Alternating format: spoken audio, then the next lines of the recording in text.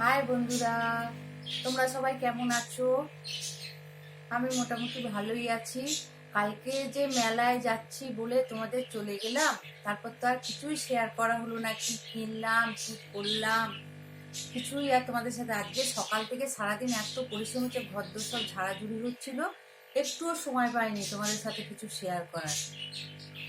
তাই আজকে এখন বসেছি কালকে কি কি কিনলাম তোমাদের দেখাতে মেলা থেকে। এই দেখো, এই হারটাকে কিনেছি, দেখো, দেখে বলো কেমন হয়েছে। এই হারটা কিনেছি, আর এই দুলটা কিনেছি, এই যে দুলটা। আর কিনেছি একটা নেল কাটা, নখগুলো কাটতে লাগে। আর কিনেছি আমার এই যে আলু ছোলার এই জিনিসটা।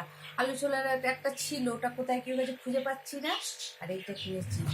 আর মেলাতে যাব, বাদাম কিনবো না, জিলিপি কিনবে না তা তো হয় না।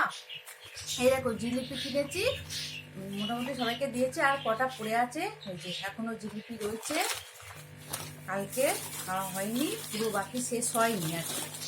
আর এই যে বাদাম, দেখো না বাদামটা একদম এই শুদ্ধই রয়েছে, বাড়ি করা হয়নি। এই যে এই চীনা বাদাম ভর্তি, এতে আবার কত পড়ে গেছে, প্যাকেটটার মধ্যে পড়ে গেছে। এইগুলো কিনেছি কালকে মেলা থেকে। আর কটা বাদাম ছাড়িয়েও একটু খাই, ভালোই লাগে। তোমরা কে কে ভালোবাসো এরকম চীনা বাদাম ছাড়িয়ে ছাড়িয়ে খেতে?